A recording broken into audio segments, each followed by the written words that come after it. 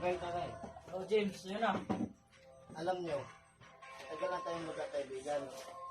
Pero hindi pa rin natin napag-uusapan kung bakit tayo nagdesisyon na mag-OFW. Ano nga ba ang dahilan natin?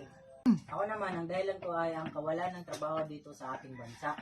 Matagal na ako naghahanap ng trabaho pero wala akong natagpuan na sapat na makapagbigay ng magandang kinabukasan.